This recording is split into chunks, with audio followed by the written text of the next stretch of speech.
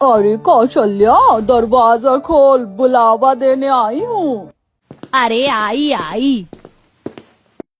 कितना टाइम लगाती है एक दरवाजा खोलने के लिए। अरे किचन में थी, तेरी तरह मेरी बहू नहीं है, मुझे ही सारे काम करने पड़ते हैं। अच्छा ठीक है, ये ले बेटे की शादी का कार्ड, सब परिवार आना है, बोल देती हूँ। लो, अब तुम्हारी एक और बहू आ जाएगी, अब तो तेरा आराम ही आराम है। आराम तो है, बहुएं मेरी पसंद की जो है, बहुत देख परख कर शादी कर रही हूँ, लाखों में एक है मेरी बहुएं। और हो भी क्यों ना, तुम्हारे बेटे भी तो हीरे जैसे हैं, जिस पर उंगली रखी उसी से शादी के लिए तैयार हो गए। ये बात तो है, बेटे भी लाखों में एक है मेरे। मैं तो कहती हूँ कौशल्या, अब तू भी अपने बेटों की शादी कर दे, उम्र तो हो ही गई है। सोच तो मैं भी रही हूँ, इनसे बात करूंगी, अब तो हमें भी देखना पड़ेगा। हाँ हाँ देख ले, चल फिर मैं चलती हूँ, मुझे और भी जगह कार्ड्स देने हैं। सोनाली इतना कहकर चली जाती है। सोनाली ठीक कह रही थी, आज ही इनसे मनीष के लिए बात करती हूँ। शाम का समय, जब धर्मपाल काम के बाद घर लौटता है। आ गए आप? लग तो यही रहा है। लीजिए, पानी पीजिए। क्या बात है। आज बहुत खुश लग रही हो। अरे आज सोनाली आई थी अपने बेटे की शादी का कार्ड देने। मैं सोच रही थी कि क्यों ना अपने मनीष के लिए भी लड़की देखी जाए। हाँ, मेरे मन में भी ये बात चल रही थी, और अब जब तुमने ये बात कही दी है तो ठीक है। मेरी नजर में 2-3 परिवार हैं जिनके साथ हम मनीष का रिश्ता तय कर सकते हैं। कौशल्या और धर्मपाल शादी के लिए लड़की देखकर फिक्स कर लेते हैं और मनीष को दिखाते हैं। देख मनीष, ये है तेरी होने वाली बीवी और इस घर की बड़ी बहू। माँ, अगर आपने लड़की देखी है तो अच्छी ही होगी। मुझे कोई ऐतराज नहीं है। बात हो ही रही होती है कि तभी वहाँ राघव भी आ जाता है। मेरी गैर हाजिरी में क्या बातें हो रही हैं? अरे राघव, कहाँ था तू? चल आजा, तू भी देख ले अपनी होने वाली भाभी को, देख तो कितनी सुंदर है। वाकई भाभी बहुत सुंदर है, और आपने पसंद की है तो अच्छी भी होंगी। मैं अपनी भी शादी की बात कर लूं क्या? हाँ, कर ही लेता हूँ। माँ, आपसे एक बात कहनी है। हाँ बेटा बोलो, क्या बात कहनी है? हाँ माँ, वो मैं ये कह रहा था कि अरे बोल भी, ऐसी क्या बात है कि आवाज ही नहीं निकल रही है? माँ, मैं कह रहा था कि आप भैया की शादी करा ही रही हैं तो मेरी भी करा दो इनके साथ ही। राघव बेटा, थोड़ा धैर्य रख, तेरी शादी भी करवा देंगे, पहले मनीष की हो जाने दे। हाँ, माँ, इसमें हम लोगों का ही फायदा है, 2 बार खर्चा होगा, इससे अच्छा है कि एक ही मंडप में शादी हो जाए, और 2 बहुएं आएंगी तो तुम्हें भी तो कितना आराम मिल जाएगा। लेकिन राघव, लड़की ढूंढने में समय लगेगा। माँ, लड़की मैंने देख रखी है। क्या? कौन सी लड़की देख रखी है? माँ, पहले आप वादा करो कि आप गुस्सा नहीं करोगी। गुस्सा ना करूं तो क्या तेरी आरती उतारूं? बाहर से लड़की लेकर आएगा और सोच रहा है कि मैं उसे अपनी बहू बना लूंगी। इसमें बुराई क्या है माँ? मैं जिस लड़की की बात कर रहा हूँ उसका नाम पीहू है, और पीहू बहुत अच्छी लड़की है, संस्कारी है, गुणवान है, हमारे घर के तौर तरीकों को समझने वाली है। मेरी बहू को मैं खुद पसंद करके इस घर में लाऊंगी। आजकल के बच्चे न जाने अपने आप को क्या समझने लगे हैं, और राघव, तुझसे ये उम्मीद नहीं की थी हमने। माँ, बाबूजी, अगर राघव ने कोई लड़की पसंद की है तो उसमें क्या दिक्कत है? राघव हमारे घर किसी ऐसी वैसी लड़की को तो नहीं लाएगा ना? इस शादी से मुझे तो कोई ऐतराज नहीं है, आप लोग भी मान जाइए अब। छोटा बेटा तो कह ही रहा था, अब बड़ा बेटा भी चलती गाड़ी में सवार हो रहा है। अरे तुम लोगों ने हमें बुढ़ापे में झटका देने का सोच लिया है क्या? तो ठीक है माँ, अगर ऐसा ही है तो मैं भी अब शादी नहीं करूंगा, और अगर आप चाहती हैं कि मैं शादी करूं तो आपको राघव की शादी के लिए भी मानना पड़ेगा। अब जब बेटों ने सब कुछ सोच ही लिया है तो माँ बाप और क्या कर सकते हैं। एक बार आने दो उस पीहू बीहू को, ऐसा पाठ पढ़ाऊंगी कि खुद ही भाग जाएगी। हाँ? ऐसे ही कौशल्या और धर्मपाल शादी के लिए मान जाते हैं और शादी हो जाती है, और आज दोनों बहुओं का गृह प्रवेश होता है। ठहरो लड़की, पहले मुझे मेरी बड़ी बहू की आरती उतारने दो, तुम वहाँ पीछे ही खड़ी रहो, थोड़ी दूरी बना के। माँ जी ने मुझे ऐसा क्यों कहा? हो सकता है भाभी की आरती के बाद मुझे बुलाएं। हाय मेरी बड़ी बहू कितनी सुंदर है, इसकी आंख नाक देखो ना कितनी सुंदर लग रही है। हाँ जा बहू, इस कलश को अपने पैर से गिरा के गृह प्रवेश कर। कौशल्या साक्षी का गृह प्रवेश करवा रही होती है कि तभी, अरे माँ, आपने पीहू भाभी का गृह प्रवेश तो किया ही नहीं। तुझे इसके गृह प्रवेश की बहुत पड़ी है ना, तो तू ही उतार ले इसकी आरती। कोई बात नहीं नीतू, तू ही हमारा गृह प्रवेश कर दे। लगता है माँ अब तक नाराज है। नीतू राघव और पीहू का गृह प्रवेश करती है। चलिए भाभी, मैं आपको आपके कमरे तक छोड़ाती हूँ। रहने दे नीतू, मैं भी कमरे में ही जा रहा हूँ, थोड़ी थकान है, आराम करूंगा थोड़ी देर। ठीक है भैया। राघव पीहू को लेकर कमरे में चला जाता है। कौशल्या और धर्मपाल शाम को आंगन में बैठे होते हैं। अब तो वो महारानी भी रोज हमारे सामने ही रहेंगी। पता नहीं मैं कैसे अपने गुस्से को काबू में रखूंगी। देखो कौशल्या, हमें एक अच्छी बहू चाहिए थी। अगर पीहू अच्छी है तो मैं यही कहूंगा कि उसे बहू के रूप में स्वीकार कर लो। और अब तो वैसे भी शादी हो ही गई है। बहू और उसे हरगिज नहीं, कितनी भी अच्छी बहू हो मेरे पसंद की तो नहीं है ना। इस घर में एक मंजन करने वाला ब्रश भी मेरी मर्जी से आता था और आज ये हमारे घर में मेरी मर्जी के खिलाफ आई है। इसे मैं कभी अपनी बहू नहीं मान सकती। जो मन में आए वो करो, मैं कुछ नहीं बोलूंगा। रात में पीहू ये देखो, मैं तुम्हारे लिए ये साड़ी लेकर आया हूँ। कल पहली रसोई के वक्त तुम इसे ही पहनना, बहुत बहुत प्यारी लगोगी। सच में ये साड़ी तो बहुत प्यारी है, बहुत महंगी भी लगती है। तुम्हारे लिए मैं ऐसी वैसी साड़ी थोड़े ना लाता। पीहू शर्मा जाती है। वहीं दूसरी तरफ मनीष भी साक्षी के लिए साड़ी लेकर आता है। अरे साक्षी, तुम सो गई? हाँ, मुझे नींद आ रही है, मुझे डिस्टर्ब मत करो। ओहो, चलो ठीक है, तुम सो जाओ। मैं साड़ी रख देता हूँ कुर्सी पे, सुबह यही पहनना। हाँ ठीक है, देख लूंगी। सुबह हो जाती है। रात में मनीष मुझसे कुछ कह रहे थे। अच्छा हाँ, शायद उन्होंने मेरे लिए साड़ी लाई थी, जरा देखूं तो। साक्षी साड़ी देखती है। ये साड़ी, आप रे, ये तो बहुत भारी साड़ी है, इसे तो मैं नहीं पहन सकती। और वैसे भी मैं क्यों पहनूं ये साड़ी वाड़ी। माँ ने तो कहा था कि जो भी करना होगा ससुराल में जाकर करना, चाहे वेस्टर्न ड्रेस पहनना हो या मालदीव्स घूमना हो, पति के साथ घूमना। तो अब मैं अपनी मरून वाली ड्रेस पहनूंगी। पहली रसोई में जहाँ एक तरफ साक्षी ने अपनी मरून वाली वेस्टर्न ड्रेस पहनी थी, वहीं दूसरी तरफ पीहू अपने पति की लाई हुई भारी साड़ी और जेवर पहनकर एक दुल्हन की तरह आई थी। ये देखकर सासू माँ बौखला जाती हैं और, साक्षी, कहाँ आई हो तुम? अपनी कॉलेज पार्टी में? हाँ माँ जी, हाँ, आपको नहीं पता कि आज मेरी पहली रसोई है? मुझे तो पता है, लेकिन शायद तुम्हें नहीं पता कि आज तुम्हारी पहली रसोई है। और पहली रसोई में क्या कोई नई बहू इस तरह के कपड़े पहन कर आती है? ओफो मम्मी जी, इस ड्रेस में क्या दिक्कत है? देखिए ना कितनी सुंदर और कितनी प्यारी ड्रेस है।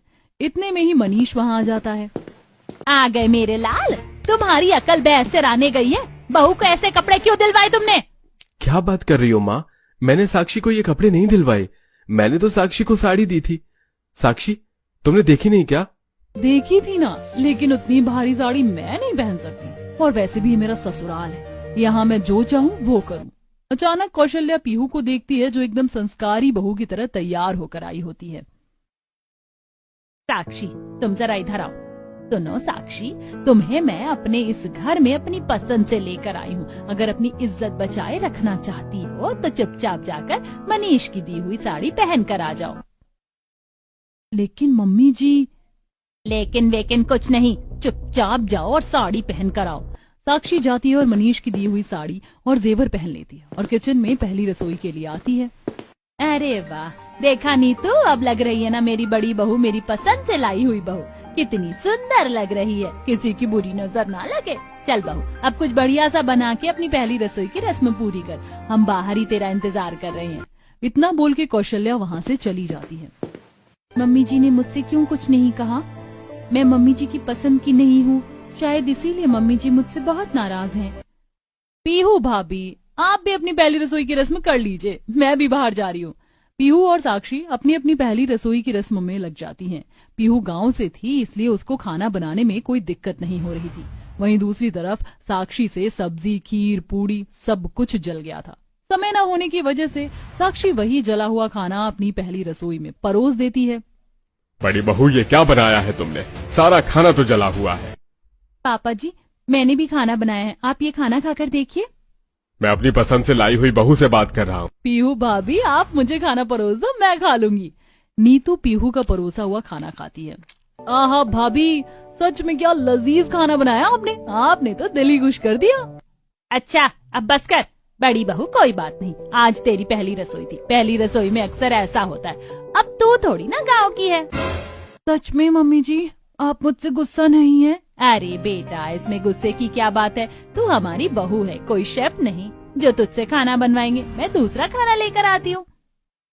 मम्मी जी, मेरा बनाया हुआ खाना ही खा लीजिए ना, बहुत प्यार से बनाया है। तो मैंने कब कहा कि प्यार से बना? और तुझसे तो मैंने बनाने को भी नहीं कहा था। पता नहीं कहाँ कहाँ से आ जाते हैं। पीहू बहुत मायूस हो जाती है। रात में सोने से पहले राघव उसकी आंखों में आंसू देखता है। पीहू, क्या बात है, तुम रो क्यों रही हो? कुछ नहीं, आज मम्मी जी ने मेरा बनाया हुआ खाना नहीं खाया। शायद माँ और बाबूजी मुझे अपनी बहू नहीं मानते। लेकिन पीहू, उनके मानने या ना मानने से कुछ नहीं होता। मैं उनका बेटा हूँ और तुम मेरी पत्नी हो, और वो इस बात से मुंह नहीं मोड़ सकती। तुम्हारा हक है इस घर पर। मैं अभी उनसे बात करता हूँ। नहीं नहीं जी, आप ऐसा नहीं कर सकते। देखिए, अभी वो नाराज हैं, हमें उन्हें थोड़ा वक्त देना चाहिए। और वैसे भी आप सही कह रहे हैं, वो माने या ना माने, मैं हूँ तो उनकी बहू ही ना। पीहू किसी तरह राघव को मना कर रोक लेती है। अगले दिन सभी हॉल में बैठे होते हैं और चाय पी रहे होते हैं। मनीष, पंडित जी ने परसों का मुहूर्त दिया है पूजा के लिए, तो तुझे बहू के लिए आज या कल ही कपड़े लेकर आने हैं। वही कपड़े बहू पूजा के लिए पहनेगी, ठीक है? ठीक है माँ, मैं ले आऊंगा। मैं भी ले आऊंगा माँ। हाँ हाँ, तू तो ले ही आएगा। अपने पसंद से लड़की ले आया तो उसके लिए कपड़े भी तो ले आएगा। हाँ माँ, भले ही आप उसे अपनी बहू ना माने, लेकिन हकीकत तो यही है कि पीहू इस घर की छोटी बहू है, और जो रस्में एक नई बहू करती है वो रस्में पीहू भी करेगी। इतना कहकर राघव वहाँ से चला जाता है और कौशल्या का मुंह बन जाता है। इधर मनीष और राघव पूजा के कपड़ों की तैयारी करने लगते हैं। तो भैया, क्या सोचा है आपने? कैसी साड़ी देंगे भाभी को? मैं तो साक्षी को पिंक कलर की भारी और बांधनी साड़ी दूंगा। इसमें साक्षी बहुत सुंदर लगेगी। भैया, तो क्यों ना मैं भी पीहू को बांधनी साड़ी ही दे दूं, लेकिन ब्लू कलर की। वो क्या है ना, उस पर ब्लू कलर बहुत सूट करता है। छोटे, बहुत पता है तुझे। सही है, तूने तो सीधा बाउंड्री मारी है। दोनों भाई अपनी अपनी बीवियों को साड़ी देकर आते हैं। ये लो पीहू, तुम्हारी साड़ी, और ये कुछ जेवर। तुम पर ब्लू कलर सूट करता है ना, इसलिए तुम्हारे लिए ब्लू बांधनी साड़ी लाया हूँ। आप मुझे इतना पसंद करते हैं, मुझे नहीं पता था। लो जी, अब इसमें भी कोई शक है? मनीष साक्षी को साड़ी देने जाता है। साक्षी, ये देखो, मैं तुम्हारे लिए कितनी सुंदर पिंक कलर की साड़ी लाया हूँ, और ये कुछ जेवर भी है। पिंक कलर की? क्या मनीष, तुम भी ये बहन जी वाली साड़ी क्यों ले आए? ये तो मुझे बिल्कुल पसंद नहीं आई। और ये जेवर कितने ओल्ड फैशन हैं। देखो साक्षी, अब टाइम नहीं है, तो तुम यही पूजा में पहन लेना। बाद में अपनी पसंद के कपड़े और जेवर ले लेना। वो सब तो ठीक है, लेकिन ये बताओ, हम हनीमून पर कब और कहाँ जाएंगे? मेरा तो मालदीव जाने का मन कर रहा है। साक्षी, हमारे घर में हनीमून पर नहीं जाते। ये सब अच्छे संस्कार नहीं है। क्या संस्कार? सब जाते हैं मनीष, इसमें बुरा क्या है? माँ नहीं मानेगी साक्षी। अब मुझे इस पर कोई बहस नहीं करनी। बहस तो अब होगी, अब तुम देखना। पूजा का दिन आ जाता है और पीहू एकदम संस्कारी और गुणवान बहू की तरह साज श्रृंगार करके आती है। वहीं दूसरी तरफ साक्षी बेढंग तरीके से साड़ी पहन कर आती है। ना उसका पल्लू ठीक से होता है, ना ब्लाउज। साक्षी का ब्लाउज बार बार सरक रहा था, जिसे देख पंडित जी गुस्सा करते हैं। अरे मूर्ख, तुझे इतना नहीं पता कि पूजा पाठ में आने से पहले किस तरह आते हैं? इस तरह से खुले शरीर में हम तुम्हारी पूजा नहीं करा सकते। हमारी नजरों से दूर हो जाओ। माफ करिएगा पंडित जी, हम अभी इसे तैयार करके ले आते हैं। क्या कौशल्या, ये काम तो पहले ही कर लेती तो आज बड़ी बहू को ये सब ना देखना पड़ता। कौशल्या का मुंह बन जाता है जब साक्षी की वजह से उसकी बेइज्जती होती है। देख, तेरी वजह से मेरी कितनी बेइज्जती हो रही है। न जाने और क्या क्या देखना पड़ेगा तेरी वजह से। कौशल्या साक्षी को तैयार करके वापस लाती है और साक्षी और पीहू की पूजा होती है। छोटी बहू कितनी सुंदर है और बहुत गुणवान भी। देखो कितनी बढ़िया साड़ी पहनी है। बड़ी बहू तो मुझे किसी लायक नहीं लग रही। सही कह रही है शिल्पा। कौशल्या पड़ोसियों की सभी कानाफूसी सुन रही थी कि तभी आज पूजा में आने के लिए आप सबका बहुत बहुत धन्यवाद। आज शाम को प्रीति भोज का भी आयोजन है, जिसमें आप सब सादर आमंत्रित हैं। कृपया करके जरूर पधारें। इतना बोलने के बाद सभी आए मेहमान चले जाते हैं। कौशल्या पीहू के सामने साक्षी को कुछ नहीं कहती, लेकिन अकेले में बहुत सुनाती है। अरे बैल बुद्धि, अगर साड़ी पहनना नहीं आता था तो मुझे बोल देती, मैं पहना देती। आधे कपड़ों में बाहर आने की क्या जरूरत थी? तूने हमारी नाक कटाने की ठान रखी है क्या? बस करिए मम्मी जी, अब और कितना सुनाएंगी। मैं जा रही हूँ अपने कमरे में। साक्षी अपने कमरे में जाती है, जहाँ मनीष भी था। तुम्हारी माँ मुझे सुनाने का एक मौका नहीं छोड़ती। ऐसा लगता है जैसे खरीद लिया हो। तुम उनकी पसंद की लाई हुई बहू हो, वो तुमको इतना तो बोल ही सकती हैं, और तुम्हें भी इतना तो सहना ही होगा। दहेज और जेवर देकर आई हूँ, किसी की नहीं सुनूंगी मैं। और मेरे जेवर, मेरे सारे जेवर तो तुम्हारी माँ लेकर बैठी है। जितने भी बढ़िया जेवर थे वो ले लिए और पुराने जमाने के जेवर दे दिए। तुम भूल रही हो कि वो तुमसे बड़ी हैं, और तुम्हारी सास भी। तुम्हें उनकी इज्जत करनी चाहिए। इज्जत की तो मैं रात को बताऊंगी। अब तुम देखना मैं क्या करूंगी। बहुत बोलती है ना तुम्हारी माँ मुझे। रात का समय होता है और पार्टी शुरू होती है। धीरे धीरे सभी मेहमान आ जाते हैं। पीहू और साक्षी भी तैयार होकर आती हैं। आओ बहू। अरे साक्षी, साड़ी तो अच्छे से पहनी है ना? हाँ हाँ बिल्कुल, दिखाई नहीं देता क्या? मैं तो मजाक कर रही थी। वैसे कौशल्या की दोनों बहुएं अच्छी हैं। इनके जेवर भी देखो, सुंदर हैं, थोड़े ओल्ड फैशन हैं, लेकिन लगता है मायके से यही मिला है। ओ हेलो आंटी, मेरे मायके से एक डिजाइन के जेवर मिले थे। ये मेरी सास ने मेरे सारे जेवर रख लिए हैं और अब देने का नाम नहीं ले रही। लगता है देने की नियत ही नहीं है। अरे साक्षी, ये कैसी बात कर रही हो अपनी सास के बारे में? सभी मेहमान कौशल्या को देखने लगते हैं। अरे बिल्कुल सही कह रही हूँ मैं, मेरी सास में बहुत अकड़ है। अरे अपनी छोटी बहू से तो ये बात तक नहीं करती, सिर्फ इसलिए क्योंकि इनके छोटे बेटे ने लव मैरिज कर ली। अब आप ही बताओ क्या कमी है पीहू में? कितनी अच्छी है, कितनी सुंदर तो है, लेकिन नहीं, इन्हें तो अपनी ही अकड़ में रहना है। ऊपर से हमें अकेला भी नहीं छोड़ती और ना ही हमें हनीमून के लिए जाने दे रही है। अरे भाभी, ये क्या कर रही हैं आप? देखिए ना, सब देख रहे हैं। ऐसे मत बोलिए माँ जी के बारे में, वो बहुत अच्छी हैं। सास पीहू की बातें सुन लेती है। नहीं पीहू, इसे बोल लेने दे। इसमें इसकी कोई गलती नहीं है। गलती तो मेरी है जो मैंने इसे अपने घर की बहू बनाया। मुझे लगा था कि ये हमारे घर की इज्जत बनेगी, लेकिन इसने ही हमारे घर की इज्जत को नीलाम कर दिया। और सिर्फ इतना ही नहीं, मेरी ये भी गलती है कि मैंने तुझे और तेरी अच्छाई को नजरअंदाज किया, तुझे अपनी बहू नहीं माना। सच तो कह रही है साक्षी कि अपनी अकड़ में मैंने अपनी छोटी बहू के सारे हक छीन लिए। मुझे माफ कर देना छोटी बहू। नहीं माँ जी, आप ऐसे मत बोलिए। मेरे दिल में आपके लिए कोई कड़वाहट नहीं है। पीहू बेटा, मुझे भी माफ कर देना। नहीं नहीं पापा जी, आप मेरे बाबूजी के समान हैं। आप मुझसे माफी मत मांगिए।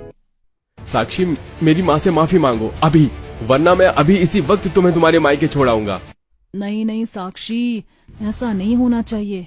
वैसे भी तेरे मायके वाले तुझे ही दोष देंगे। माफी मांग ले और चुपचाप जैसे चल रहा है चलने दे।